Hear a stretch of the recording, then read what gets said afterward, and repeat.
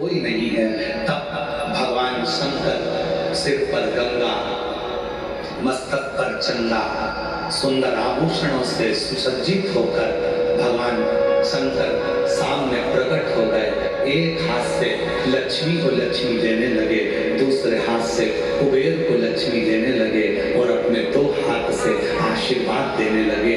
उन्हीं का नाम कुबेरेश्वर महादेव हो गया।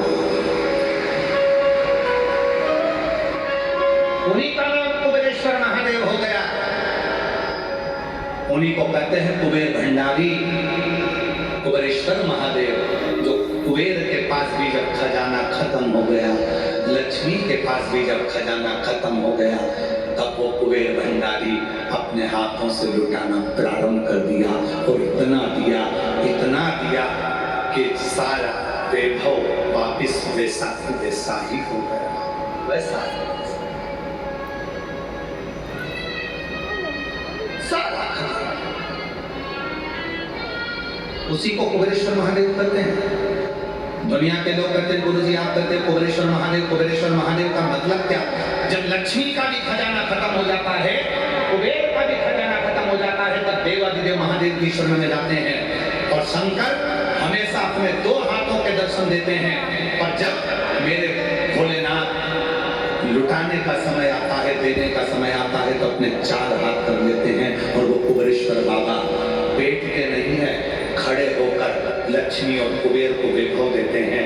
तो दो हाथ से दर्शन करने वालों के भी भंडार कर देते हैं। वो कुबेरेश्वर, वो कुबेरेश्वर।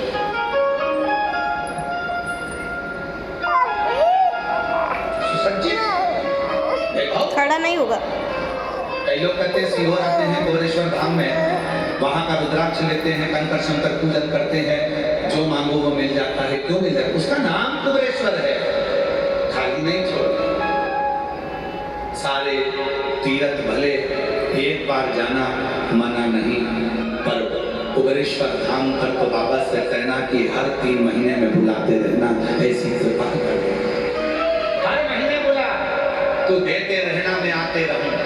आप लोगों से निवेदन है कुबेरेश्वर धाम जब भी आओ तो एक शब्द जरूर बोल कर जाना, तू देते रहना, मैं आते रहूंगा। तू देते रहना, तू देगा, मैं आऊंगा। जब कुछ होगा ही नहीं तो फिर कैसे आऊंगा?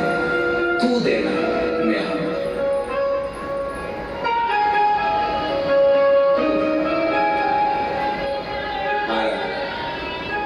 अंधकासुर के प्राणों को हर दिया काल भैरव, और जैसे ही प्राण हरे पार्वती मैया प्रसन्न चित्त।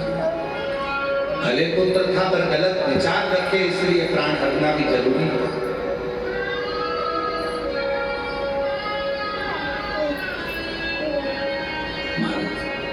तो देखा है, इसलिए कुबेरेश्वर धाम पर जो लोग आते हैं, शिव पुराण की कथा में जो आते हैं, अपनी झोली पसार कर उससे विनय करते हैं।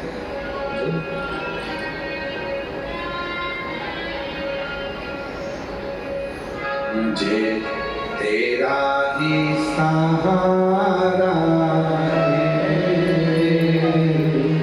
मेरे।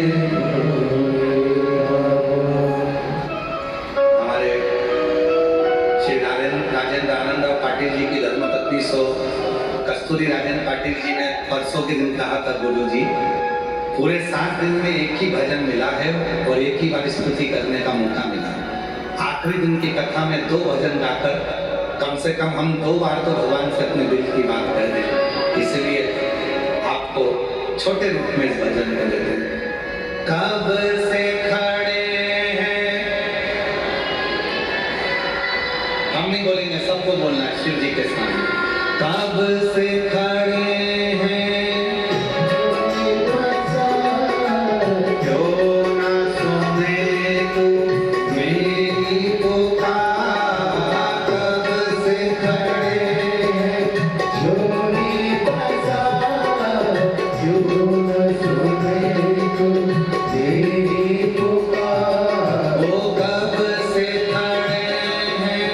झोली पसार, क्यों ना